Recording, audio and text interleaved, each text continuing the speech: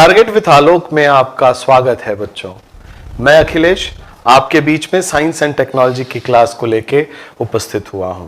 पिछले क्लासेस में हमने देखा कि ऊर्जा को प्राप्त करने के लिए किस प्रकार से कोल, फिर पेट्रोलियम और फिर गैस उपयोग में ले आए जा रहे हैं। आइए उस श्रृंखला को आगे बढ़ाते हैं और जरा देखते हैं कि गैस, जिसे 21वीं सदी का ईंधन भी कहा जाता है, किस प्रकार से ऊर्जा उत्पादन में सहायक है। इस कड़ी में जो अगला टॉपिक है बच्चों, वो है कोल बेड मीथेन। हिंदी में भी कोल बेड मीथेन कहना ठीक रहेगा। Coal bed methane.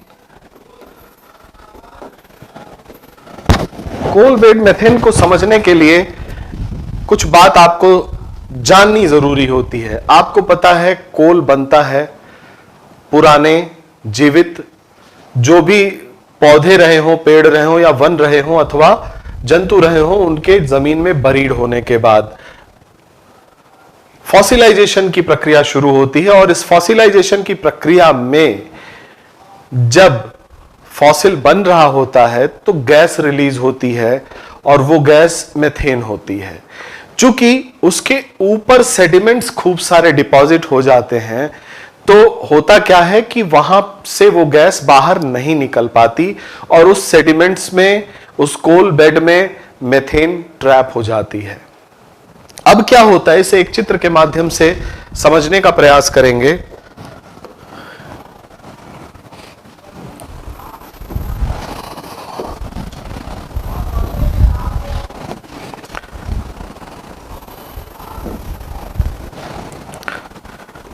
जैसे मान लीजिए ये जमीन के अंदर की स्थिति है जहां कोयला बना हुआ है, कोयले के भंडार हैं। और भंडार कैसे ये बने? फॉसिलाइजेशन के कारण। और जो भी जीवित पदार्थ दबे थे, उसके डेड और डिकेड मटेरियल से जो गैस निकली वो कहीं यहीं पे अवस्थित होगी। मान लीजिए ये कोल सीम है।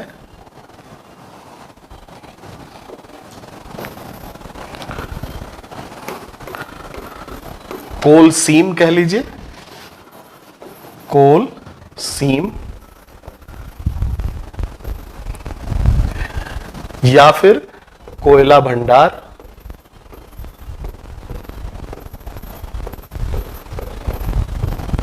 और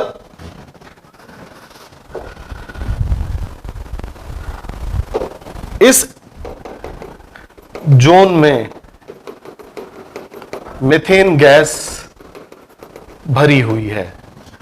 क्यों? क्योंकि कोयला बनने के प्रक्रिया में, फॉसिलाइजेशन की प्रक्रिया में जो मीथेन निकली, इन कोयला भंडार के बीच में ही ट्रैप हो गई। अगर हमारे पास ऐसी विधि कुछ हो कि हम इसमें ड्रिल करें और इस मीथेन को निकाल लें और उसे सिलेंडर में पैक करके उसे यूज करने के लिए आगे भेज दें, तो इस तरह से निकली हुई मीथेन को कोल बेड मीथेन कहा जाता है। इसके लिए क्या करते हैं बच्चों? ड्रिल करते हैं और ड्रिल करने के बाद इस पूरी मीथेन को आइसोलेट कर लिया जाता है यहां से, और उसे पाइपलाइन के थ्रू छोटे छोटे सिलेंडर्स में भर के डिस्ट्रीब्यूट किया जाता है। ये कोल बेड मीथेन कहलाती है। ड्रिलिंग, तो आप इसको लिख सकते हैं कोल बेड मीथेन।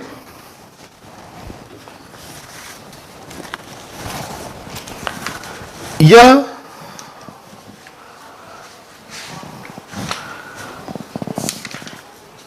जीवाश्मीकरण की प्रक्रिया के समय,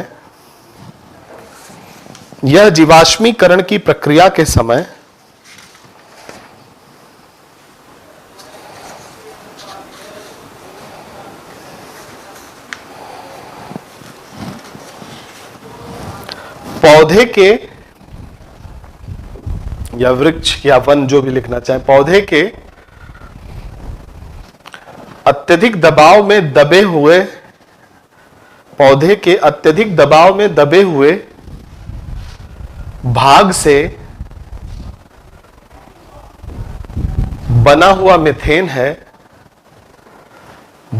मीथेन है जो कि कोयले के बीच में फंसा रह गया था, जो कि कोयले के बीच में या कोयले के भंडार के बीच में फंसा रह गया था। कोयला तल मीथेन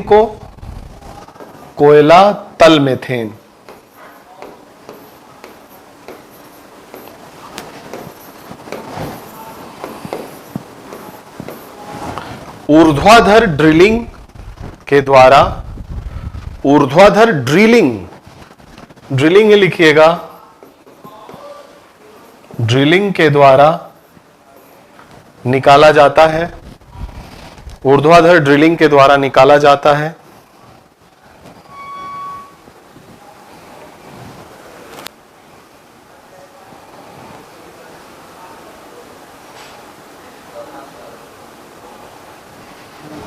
तथा इसे छोटे छोटे सिलेंडर में पैक करके उपयोग में लाया जाता है। एडवांटेजेस क्या है बच्चों? एडवांटेजेस पहला यह है कि प्योर मीथेन, लगभग 95% मीथेन होती है यहां, और आपको पता है कैलोरीफिक वैल्यू गैस का बहुत ज्यादा होता है, तो 95% मीथेन हम ऑब्टेन कर लेते हैं यहां से। लेकिन साथ ही इसका डिसएडवांटेज यह है कि ये जो मीथेन है बच्चों, वो ग्रीन हाउस गैस है।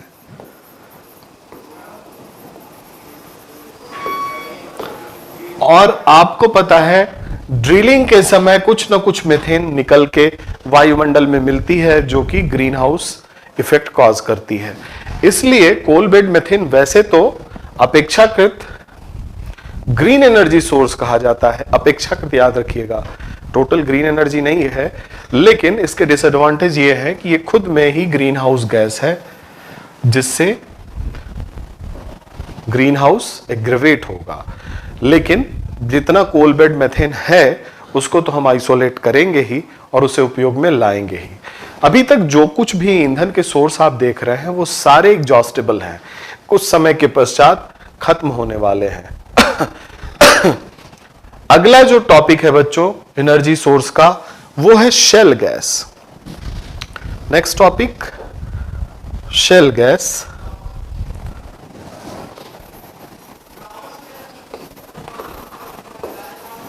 शेल गैस क्या है बच्चों?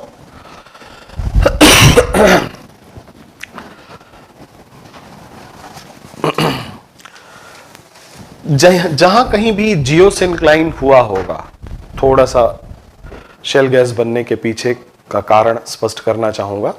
जहां सेडिमेंट इकट्ठा हो रहे होंगे, वो सेडिमेंट जब इकट्ठे हो रहे होंगे तो उन सेडिमेंट के बीच में कुछ नेचुरल गैस ट्रैप हो गई होंगी, जो कुछ समय के बाद उन चट्टानों में या उन बेड के अंदर, जो बेड रॉक है उनके अंदर आज भी मौजूद हैं, वो शेल गैस कहलाती हैं।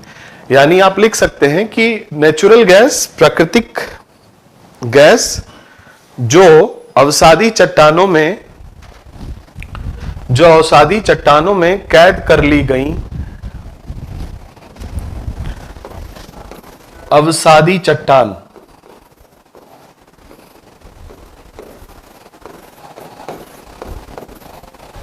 सेडिमेंट्री रॉक,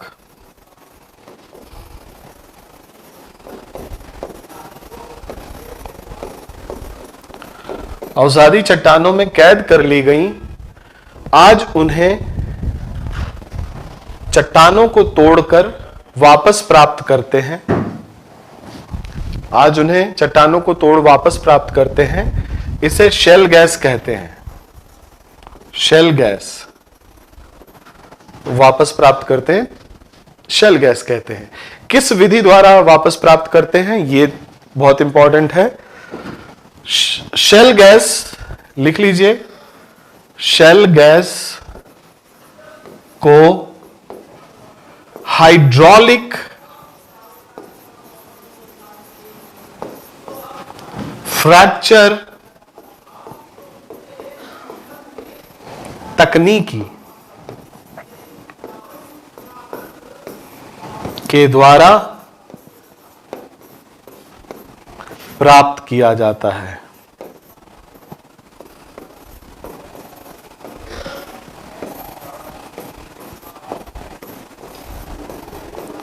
ये हाइड्रोलिक फ्रैक्चर टेक्निक बहुत इंपॉर्टेंट है। क्या करते हैं बच्चों, जहां हमें लोकेशन मिल जाती कि यहां शेल गैस का भंडार है, अक्सर वो जमीन के अंदर जो सेडिमेंट्री रॉक है वहां होती हैं, उन चट्टानों को हम पानी की ऐसी बीम और इतनी तीव्र बीम उस पर छोड़ते हैं, एक धार छोड़ते हैं, जिससे वो चट्टानें टूट जाती हैं और टूटी हुई चट्टानों के बीच से शेल गैस बाहर निकल आती है। अब आप कहोगे कि पानी की बीम क्यों छोड़ रहे हो सर, उस पे हथौड़ा क्यों नहीं मार देते? ऑब्वियसली, तो बच्चों आपको पता है हथौड़ा मारेंगे तो हो सकता है वहां चिंगारी उत्पन्न हो, घर्षण उत्पन्न हो, और उस घर्षण से आपको पता है इन्फ्लेमेबल कितनी होती हैं गैसें, बहुत तेजी से आग पकड़ती हैं। इसलिए यह जरूरी हो जाता है कि उसे हाइड्रोलिक फ्रैक्चर टेक्निक या फ्रैकिंग टेक्निक, इसका नाम है फ्रैकिंग, फ्रैकिंग टेक्निक।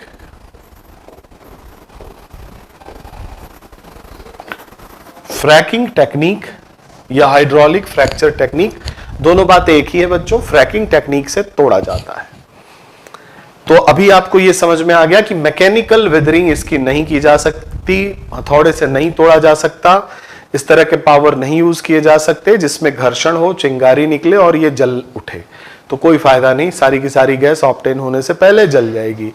तो इसे हाइड्रोलिक एक्शन से तोड़ते हैं। अच्छा, एक बहुत इंपॉर्टेंट चीज इस हाइड्रोलिक एक्शन में यूज होती है, वो है गुआर गम, क्लस्टर बीन। मैं बार बार डस्टर ढूंढने लग रहा हूं, कंफ्यूज हो जा रहा हूं जरा सा। ये स्मार्ट बोर्ड है और स्मार्ट पढ़ाई चल रही है, और लिखने के बाद जब मिटाना हो रहा है तो मैं डस्टर ढूंढ रहा हूं। तो कुछ दिन में मैं यूज टू हो जाऊंगा आप लोगों के इस नए क्लासरूम से, तब तक थोड़ा आप इन एक्टिविटी को एंजॉय कर सकते हैं। तो चलिए बच्चों, हम बात कर रहे थे हाइड्रोलिक फ्रैक्चर टेक्निक का।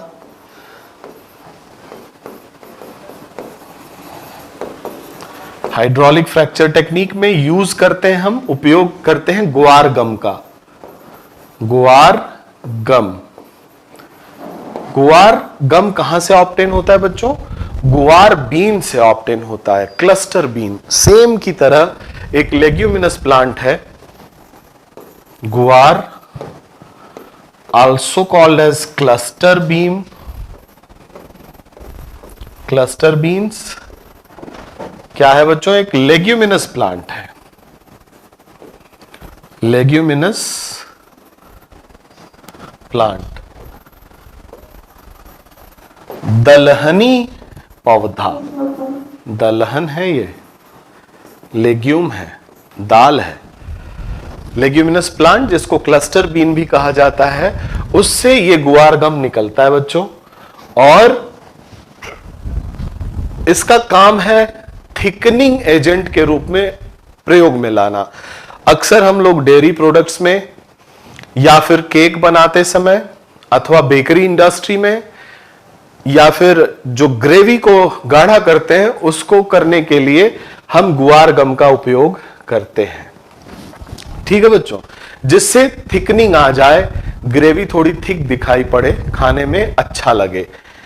यही गुआर गम हाइड्रोलिक फ्रैक्चर टेक्निक या फ्रैकिंग टेक्निक में उपयोग में लाया जाता है। गुआर गम डालने से जो पानी होता है उसकी विस्कोसिटी बढ़ जाती है। विस्कोसिटी क्या होती है बच्चों?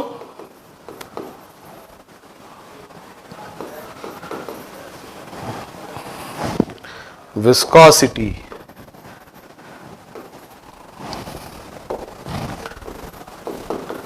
विस्कोसिटी, हिंदी में इसको कहते हैं श्यानता।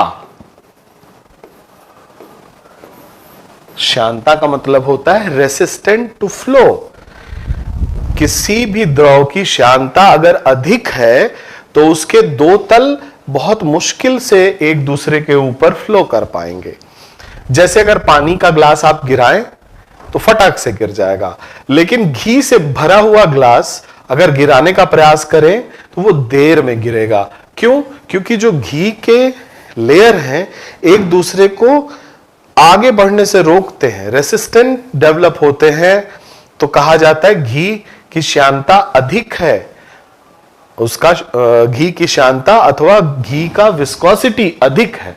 तो जब कभी पानी में गुआर गम डालेंगे तो पानी थिक हो जाएगा, उसकी विस्कोसिटी अधिक हो जाएगी। और जब ज्यादा विस्कस पानी होगा और उसकी धार जब इतनी स्ट्रांग की जाए कि वो रॉक को तोड़ दे, तो वो उसकी विस्कोसिटी के कारण ही ये गुण उसके अंदर आता है। और हाइड्रोलिक फ्रैक्चर टेक्निक में गुआर गम का यूज होता है। गुआर गम राजस्थान और पाकिस्तान के जो नॉर्थ वेस्ट फ्रंटियर प्रोविंस है उस साइड में, या फिर गुजरात के भी भागों में बहुतायत यूज किया जाता है।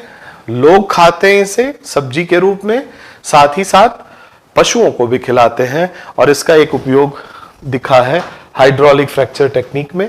और जैसे ही ये उपयोग दिखा तो यूपीएससी वालों को भी ये उपयोग दिख गया, तो उन्होंने प्रश्न भी पूछ दिया। तो इस तरह के सवाल आपको ध्यान में रखने हैं कि यूपीएससी कहां से बनाता है। कोई भी स्पेशल नहीं हो सकता कि वो हर कुछ जान ले विज्ञान में जो कुछ भी हो रहा है, लेकिन अगर हम विजिलेंट रहें और हम ध्यान से देखें तो न्यूज़पेपर में आने वाले हर न्यूज़ जो कि विज्ञान से संबंधित है उसको कवर कर सकते हैं। उसके पीछे आगे पीछे जो कुछ चीजें हैं उसको जान सकते हैं जहां से यूपीएससी सवाल पूछता है। तो हाइड्रोलिक फ्रैक्चर टेक्निक भी आया था और गुआर गम भी आया था, तो इन्हें लिख लीजिए। शेल गैस, प्राकृतिक गैस जब अवसादी चट्टानों में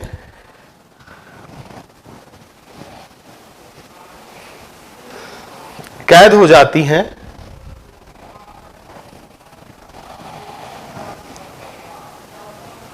उसे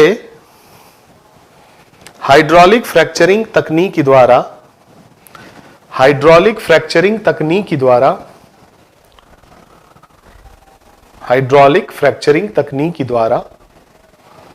तोड़कर प्राप्त किया जाता है।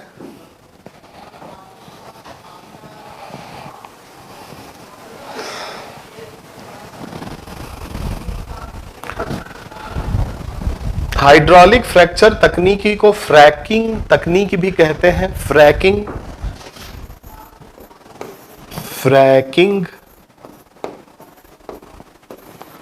तकनीक भी कहते हैं।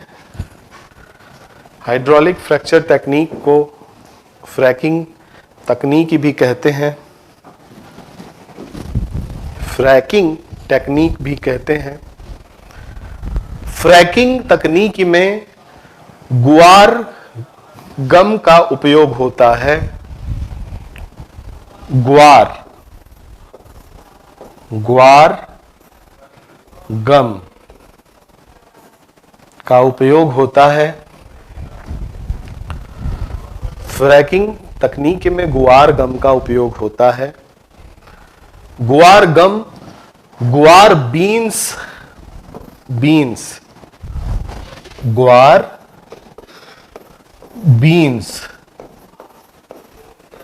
ब्रैकेट में क्लस्टर बीन्स कॉमा एक दलहन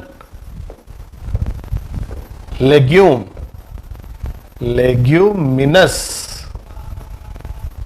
लिख लीजिए। गुआर बीन्स ब्रैकेट में क्लस्टर बीन एक दलहन या लेग्यूमिनस पौधा है, एक वर्षीय शाख है, याद रखिएगा।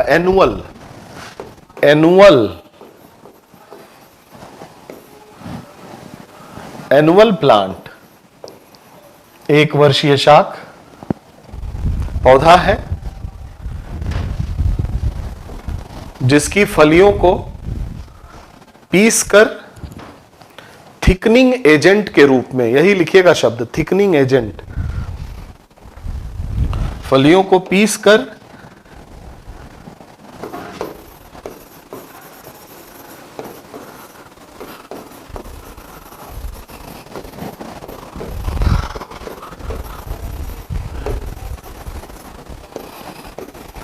थिकनिंग एजेंट के रूप में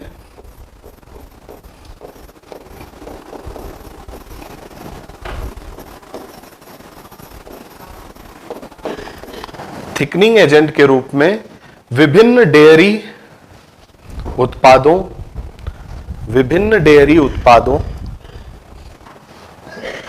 बेकरी उत्पादों,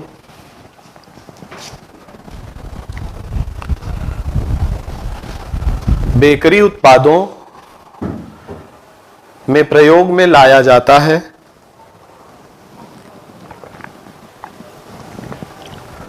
बेकरी उत्पादों में प्रयोग में लाया जाता है।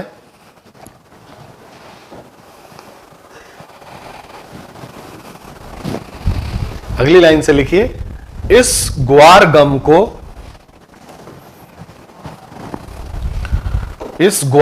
को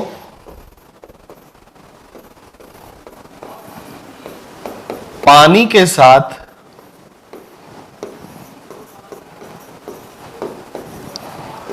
मिलाने पर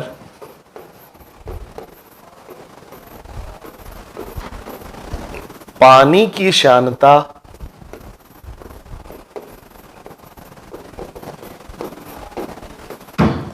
बढ़ जाती है,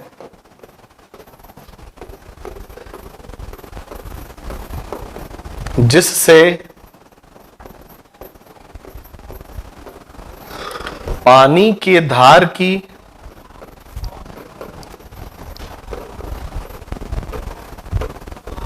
प्रतिघात करने की शक्ति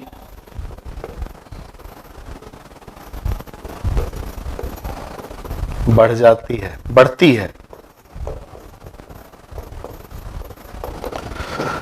ग्वारगम को पानी के साथ मिलाने पर पानी की श्यानता बढ़ती है। श्यानता मैंने आपको बता दिया, विस्कोसिटी, जिससे पानी के धार की प्रतिघात शक्ति बढ़ जाती है और चट्टान आसानी से तोड़ दी जाती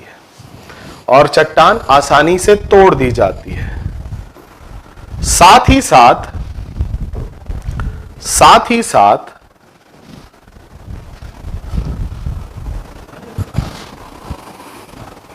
ग्वारगम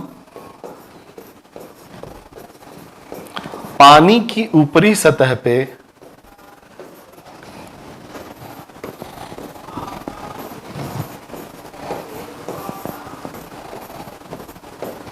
एक मोटी परत के रूप में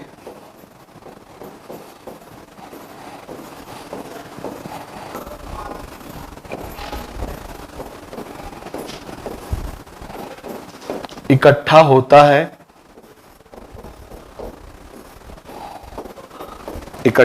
जाता है, जिससे, वेरी इंपॉर्टेंट पॉइंट, जिससे मुक्त हुई गैस बाहर नहीं जा पाती, जिससे मुक्त हुई गैस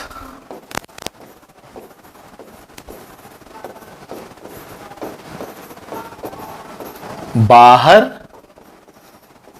नहीं जा पाती। इसका तात्पर्य क्या है, एक चित्र के माध्यम से मैं समझाने का प्रयास करूंगा। पहले लिख लीजिए कि पानी की ऊपरी सतह में ग्वारगम का एक लेयर बन जाता है।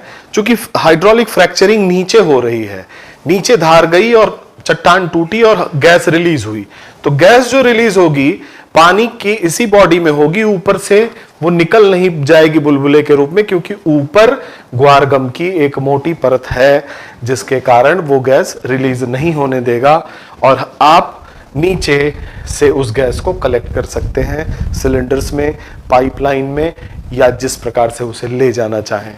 इसको चित्र के माध्यम से मैं आपको समझाने का प्रयास कर रहा हूं कि ये मान लीजिए हाइड्रोलिक पंप है जिसके थ्रू यहां नीचे कहीं शेल गैस का भंडार मिला और आपने यहां पे पानी की धार आपने छोड़ी और वो पानी की धार क्या है, उसमें ग्वारगम डाला, थिक विस्कस ग्वारगम, और ऑलरेडी यहां पे पानी भरा हुआ है।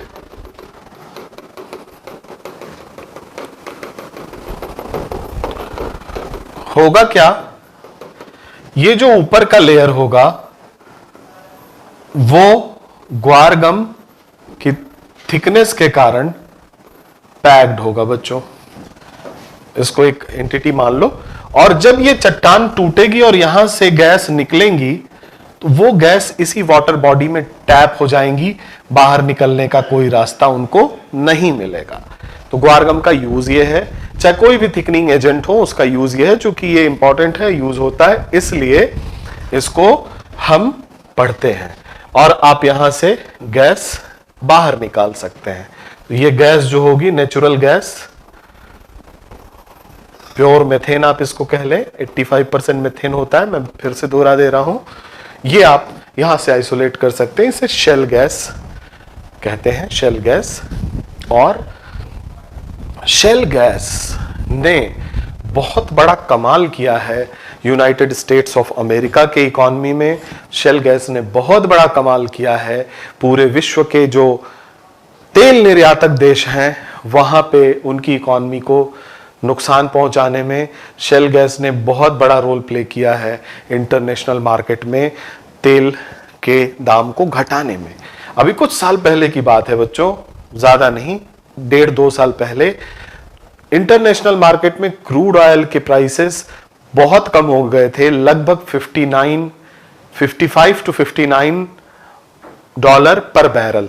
इतना कम क्रूड ऑयल का प्राइस होने के पीछे शेल गैस का उत्पादन बहुत बड़ा रोल प्ले करता है। कैसे, आइए इस कहानी को समझें। क्योंकि अगर आपसे प्रश्न इस तरह के आते हैं कि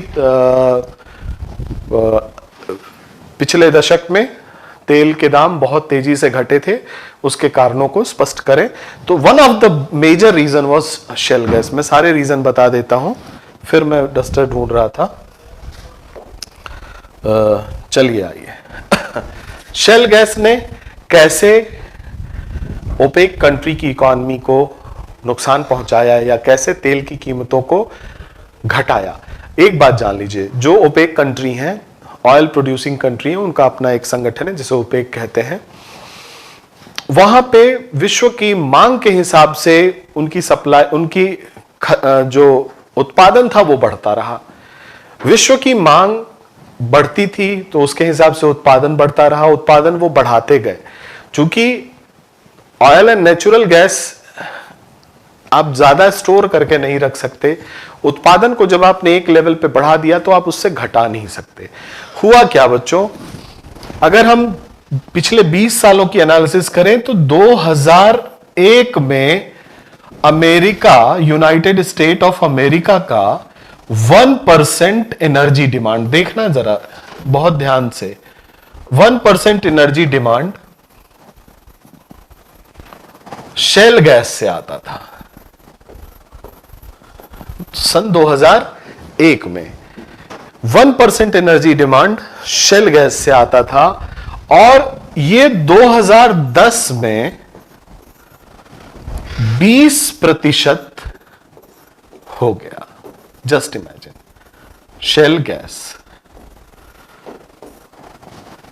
और यह उम्मीद की जा रही है कि 2035 आते आते अमेरिका अपने 46% ऑफ एनर्जी डिमांड को शेल गैस से पूरा करेगा। United state of America one of the biggest consumer of energy. अब चाइना हो गया है, उस समय अमेरिका ही हुआ करता था, आज चाइना है, नंबर 1 पे चाइना है कंज्यूमर, दूसरे नंबर पे अभी भी अमेरिका, और तीसरे नंबर पे हम आते हैं हमारी एनर्जी डिमांड भी बहुत तेजी से बढ़ रही है। लेकिन जरा इस स्टैटिस्टिक्स को देखिए, 10 साल में 19% जो डिमांड थी अमेरिका की, उसने शेल गैस पे शिफ्ट कर ली।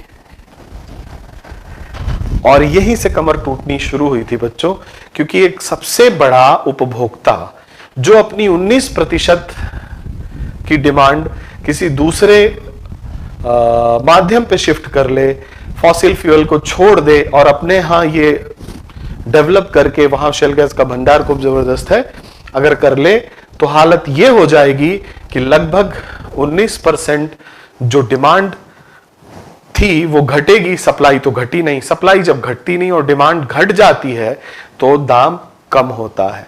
तो ये एक बहुत बड़ा रीजन था, और आगे आने वाले समय में भी कहा जा रहा है कि अमेरिका 2035 तक 46% अपनी डिमांड को शेल गैस से पूरा करेगा।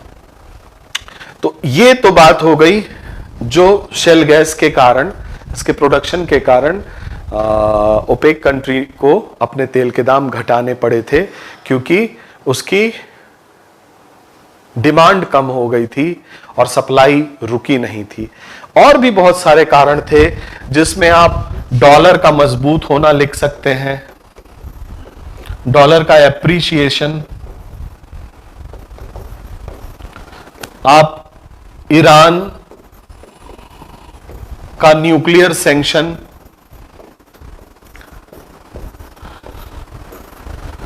ईरान का न्यूक्लियर कार्यक्रम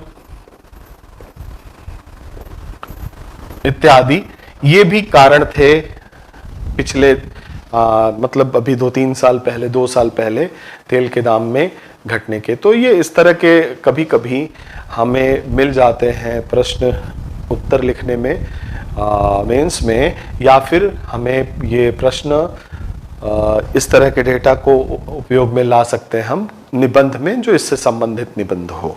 तो आपको एक छोटी सी कहानी जो शेल गैस से संबंधित थी आपको बता दी गई। और चलिए देखते हैं शेल गैस एडवांटेज क्या है इसके, और कुछ डिसएडवांटेज भी होंगे। तो शेल गैस के एडवांटेज और डिसएडवांटेज को हम देख लेते हैं।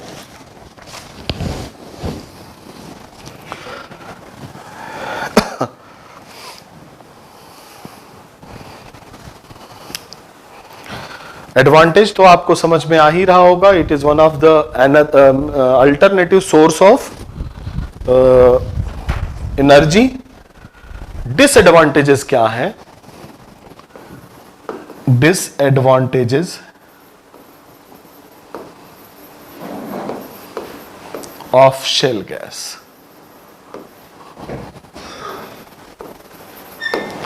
Disadvantages of shell gas. पहला, बच्चों शेल गैस के एक्सट्रैक्शन में हाइड्रोलिक फ्रैक्चर टेक्निक यूज करने में हम अपने ग्राउंड वाटर टेबल को कंटामिनेट कर सकते हैं। तो ग्राउंड वाटर कंटामिनेशन लिख सकते हैं आप, ग्राउंड वाटर कंटामिनेशन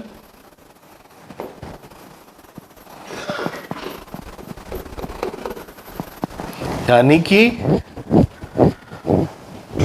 भूमिगत जल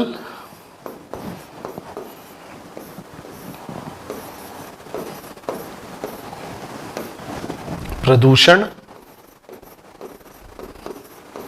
भूमिगत जल प्रदूषण।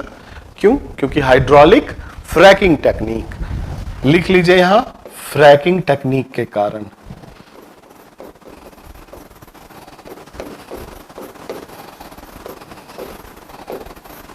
Hydraulic fracking technique may lead to water pollution.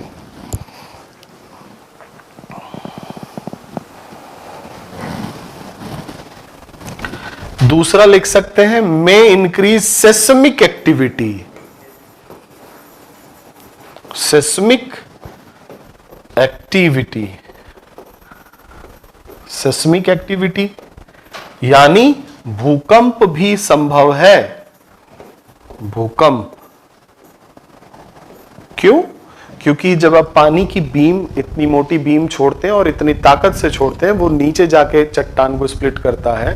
तो हो सकता है चट्टानों के स्ट्रेटा में कुछ रीअरेंजमेंट हो, और इस तरह के रीअरेंजमेंट जब भी होते हैं, आपको ज्योग्राफी वाले सर ने बताया है कि वहां सेस्मिक एक्टिविटी होती है, वहां फ्रैक्चरिंग हो सकती है, फॉल्टिंग हो सकती है इत्यादि, जिससे भूकंप आ सकता है।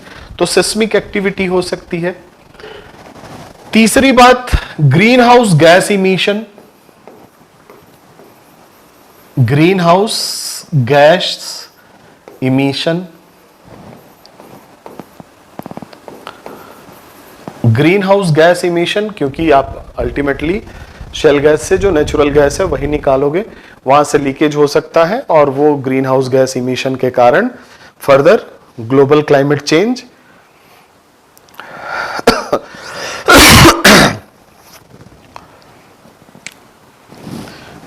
Global climate change green house gas emission के कारण, लिख लीजिए ग्रीन हाउस गैस का उत्पादन जो कि वैश्विक तपन को बढ़ावा देगा।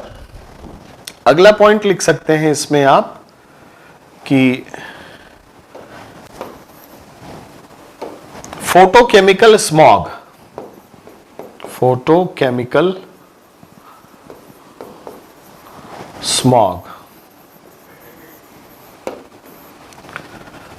जहां भी शेल गैस का उत्पादन होता है वहां फोटोकेमिकल स्मॉग बनता है, डेंस स्मॉग होता है, और इसका मतलब है यहां एयर पोल्यूशन भी होगा। तो ये सारे डिसएडवांटेजेस हैं बच्चों, लेकिन apart from these disadvantages there are so many advantages which we have seen in United States of America's economy, that it has reduced the demand of crude oil as well as coal, और crude oil की prices घट जाती हैं। तो shell gas को हमें भी उपयोग में लाना चाहिए। अगला पॉइंट जान लीजिए कि हमारे पास शेल गैस कहां है। तो शेल गैस के जो भंडार हैं भारत में, वो आपको मिल जाएंगे Cambay, Assam, Arakan, Gondwana, Cambay, Assam, Arakan,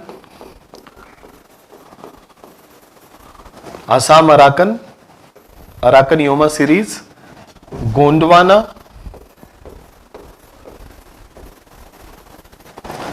Cambay, Assam, Arakan, Gondwana, Krishna, Godavari, Kaveri basin, Krishna, Godavari, Kaveri basin, Krishna, Godavari, Kaveri basin, Indo Gangetic plain, Hindi version Cambay, gulf of Cambay, Khambat की खाड़ी, आसाम, अराकन के क्षेत्र, गोंडवाना का क्षेत्र, कृष्णा, गोदावरी और कावेरी का बेसिन क्षेत्र, थाला क्षेत्र, तथा सिंधु गंगा का मैदान। ये जो क्षेत्र है बच्चों, यहां पे शेल गैस का डिपोजिशन मिलता है, shell gas deposition, shell gas deposition. अब आपका होमवर्क क्या है, ये भी तो चाहिए आपको। होमवर्क ये है बच्चों कि आप मैप पर, मैप ऑफ इंडिया, इन क्षेत्रों को अलग अलग रंग से दिखा करके अपने नोट्स में चिपका लीजिएगा। ये जो काम मैं आपको बता रहा हूं, आपको अंदाजा नहीं है कि आपके प्रीलिम्स में या फिर आपके मेंस में आपको चीजों को याद कराने में कितना सहायक होगा, क्योंकि ये आपके द्वारा बनाया गया नोट्स रहेगा, आपके द्वारा कलाकारी आपने इस पे की है, वो आपको दिखेगी और याद रहेगी। तो इसे डिफरेंट कलर के मैप पे, सॉरी डिफरेंट कलर से इंडिया के मैप पे जरूर दिखा लीजिएगा। ये वो क्षेत्र है जहां शेल गैस पाया जाता है, शेल गैस मिलता है। अच्छा, चैलेंजेस क्या हैं हमारे सामने शेल गैस को ऑब्टेन करने में? देखो, किसी भी रिसोर्स को ऑब्टेन करोगे तो उसके पहले कुछ चैलेंजेस होंगे। शेल गैस के लिए भी वो सारे चैलेंज हैं जो बाकी ईंधन ऑब्टेन करने में आपको ओवरकम करने होते हैं। तो चैलेंजेस, पहला है लैंड एक्विजिशन।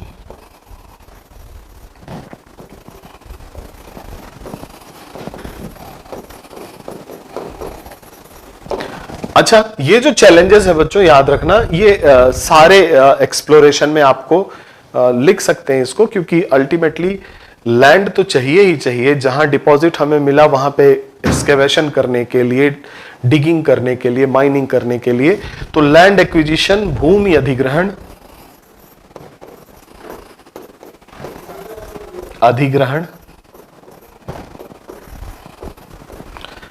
अब आपने भूमि अधिग्रहण किया तो आपको तुरंत रिहैबिलिटेशन करना होगा।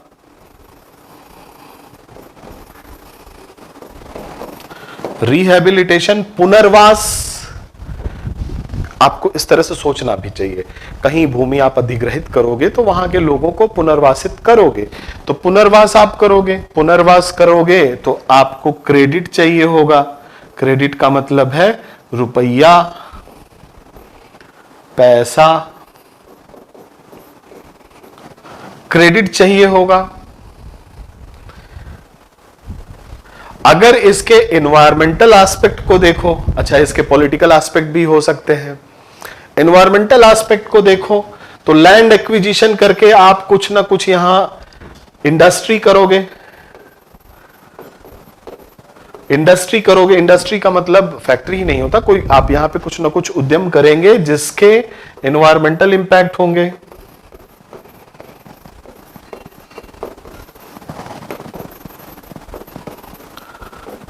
यहां पे इस लैंड पे कुछ जीव जंतु पहले से रह रहे होंगे तो उसको आप हटाएंगे, भगाएंगे, यानी कि बायोडाइवर्सिटी लॉस होगा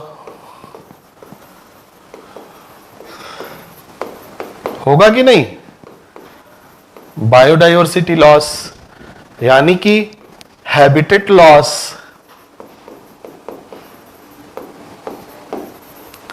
जहां जीव जंतु रहते हैं उनका निवास स्थान, उसकी कमी होगी।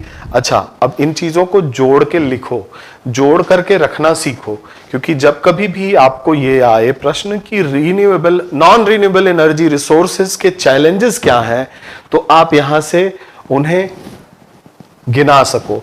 अच्छा, जब आप रिहैबिलिटेशन करते हैं, एक सवाल है मेरा छोटा सा, आप अपने गांव को इमेजिन करिए और मान लीजिए कि आपके गांव के पास एक बांध बन गया और उस बांध में आपका गांव डूब गया और गांव के हर व्यक्ति को पक्का मकान कहीं दे दिया गया। कुछ लोग को एक गांव में दे दिया गया, कुछ 10 लोगों को दूसरे गांव में दे दिया गया, कुछ 10-15 लोगों को कहीं और बसा दिया गया। तो क्या वो जो कल्चर था आपके गांव का, जिसको आपकी कई पीढ़ियों ने जिया था, वो कल्चर इंटैक्ट रहा या टूट गया, बिखर गया? आंसर आपको पता है, वो कल्चर बिखर जाता है बच्चों। वो लोग दूर दूर हो जाते हैं जो कई पीढ़ियों से साथ रह रहे थे, उनके कई सारे रिश्तेदारियां थी जो बिखर जाती हैं। यानी जो कल्चरल लॉस है उसको हम रिहैबिलिटेशन से दूर नहीं कर सकते। आपको सोशल इशू में पढ़ाया जाएगा कि रिहैबिलिटेशन इतना आसान नहीं है कि पैसा दे दो, पैसा देने के बाद लोगों को बसा दो, काम दे दो, हो गया। ये रिहैबिलिटेशन नहीं है। रिहैबिलिटेशन का मतलब है उस पूरे कल्चर को इंटैक्ट रखते हुए आपने अगर कहीं रिहैबिलिटेट किया, जो कि सबसे कठिन काम है, जो कि सबसे ज्यादा चैलेंजिंग काम है। तो जो सोशल एस्पेक्ट होगा रिहैबिलिटेशन का,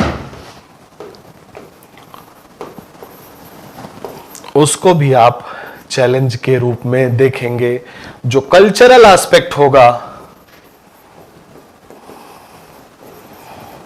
रिहैबिलिटेशन का, उसको भी आप चैलेंज के रूप में देखेंगे। बाकी तो credit is not a big thing. So environmental, social और कल्चरल जो एस्पेक्ट हैं वो बहुत मुख्य हो जाते हैं। आज भी नर्मदा बचाओ अभियान चल रहा है। टिहरी के कारण बहुत सारे गांव डूबे हुए हैं, उसके लिए रिहैबिलिटेशन प्रोग्राम आज भी चल रहा है, सरकारें असफल हैं। उसका कारण कहीं ना कहीं इस रिहैबिलिटेशन में इस सोशल एस्पेक्ट और इस कल्चरल एस्पेक्ट की अनदेखी है। बच्चों, बीइंग एन एडमिनिस्ट्रेटर, आपसे ये अपेक्षा की जाती है कि आप सॉल्यूशन ढूंढोगे, प्रॉब्लम्स नहीं गिनाओगे। तो इनके सॉल्यूशन क्या हो सकते हैं? पॉसिबल सॉल्यूशन को अगर आप ले करके किसी भी निबंध में या किसी भी उत्तर में जिसमें पूछा गया हो challenges of renewable energy resources, आप अगर लिखते हो तो आपको एग्जामिनर बहुत अच्छे नंबर देगा।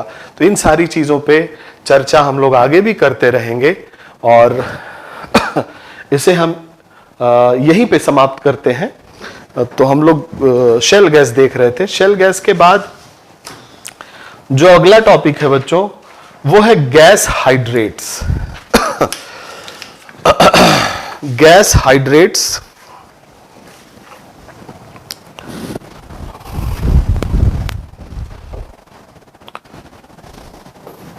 गैस हाइड्रेट, हिंदी में भी यही लिखेंगे, gas hydrates.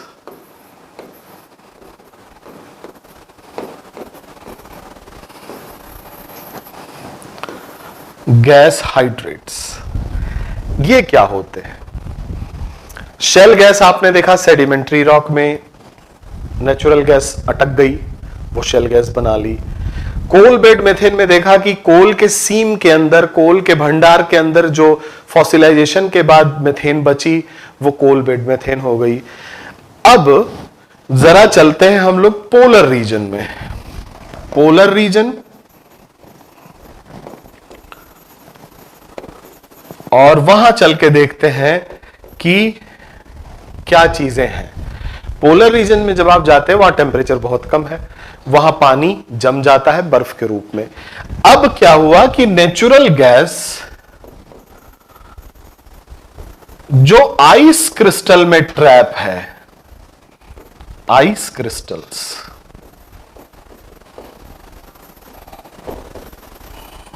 They are termed as gas hydrates. तो आप लिख सकते हैं कि methane trapped in water crystals, methane जो कि पानी के क्रिस्टल में रोक ली गई हो, गैस हाइड्रेट्स कहलाती हैं।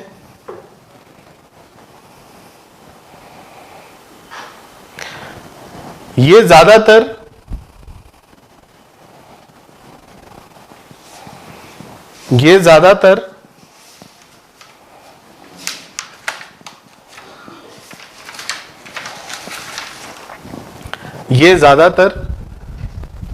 अबाउट 98% ओशन बॉटम न कहें, ओशन डिपॉजिट, समुद्री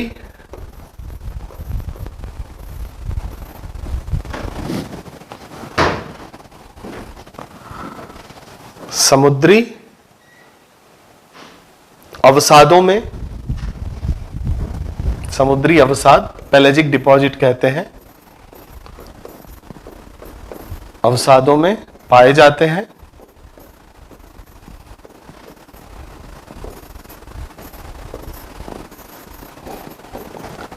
दो प्रतिशत जमीन पे होते हैं, भूमि पे। Most of them are present in deep ocean, और 2% भूमि पे होते हैं जो पोलर रीजन में मिलते हैं। तो ये है गैस हाइड्रेट। और गैस हाइड्रेट को क्लैथरेट भी कहा जाता है। Gas hydrates are also called as clathrate, और इन्हें ब्लू आइस भी कहा जाता है, ब्लू आइस,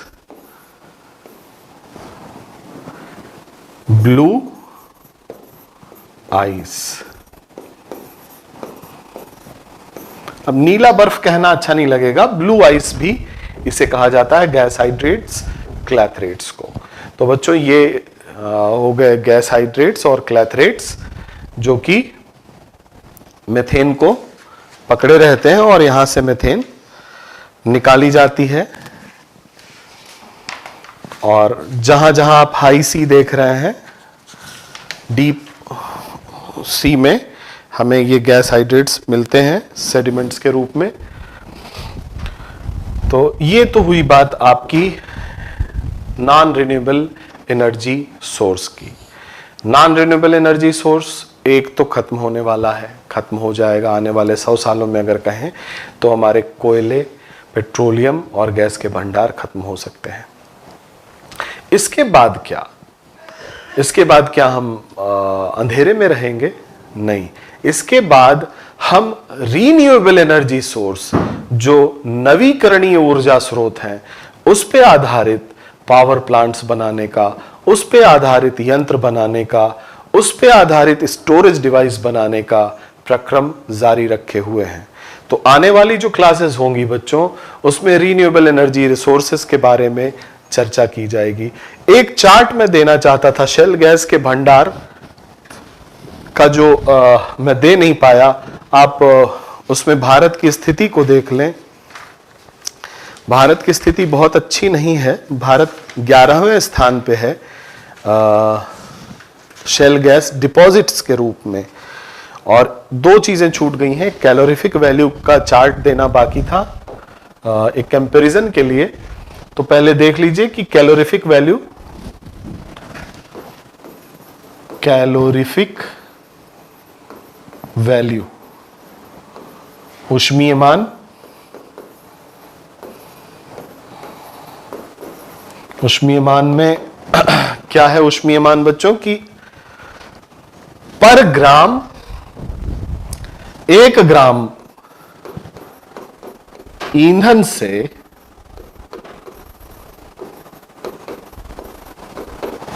उत्पन्न ऊष्मा की मात्रा, ऊष्मा ऊर्जा की मात्रा, उसका ऊष्मीयमान कहलाता है।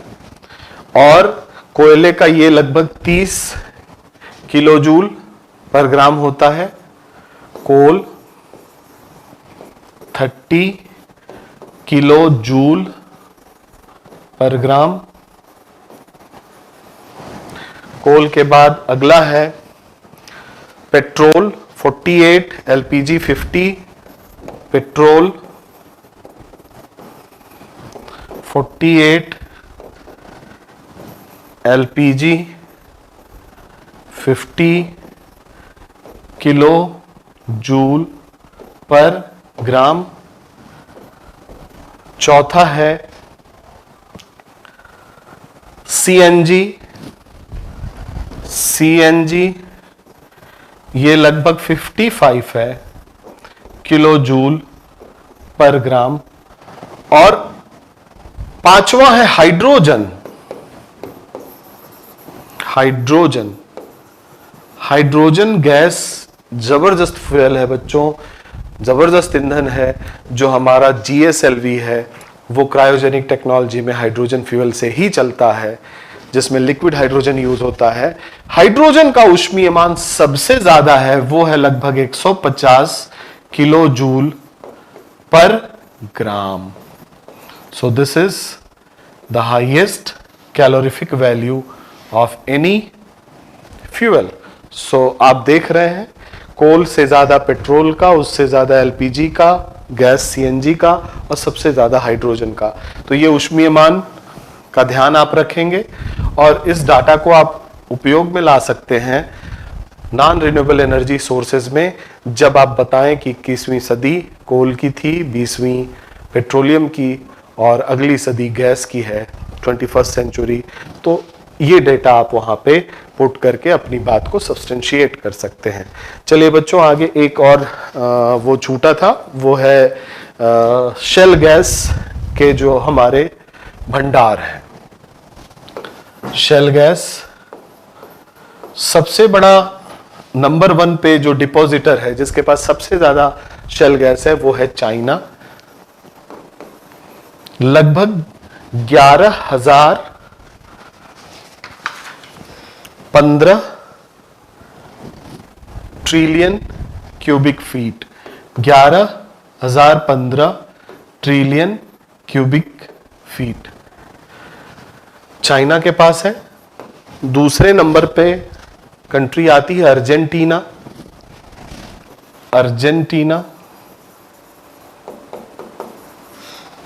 अर्जेंटीना के पास 802 TCF trillion cubic feet.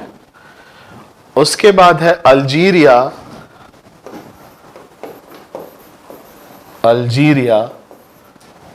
Approximately 700 TCF trillion cubic feet.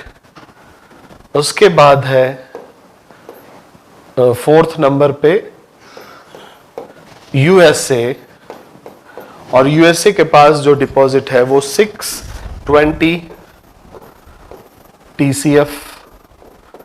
और इस तरह से 11 कंट्री हैं। 11वें नंबर पे अपना इंडिया है, और इंडिया के पास है 96 TCF।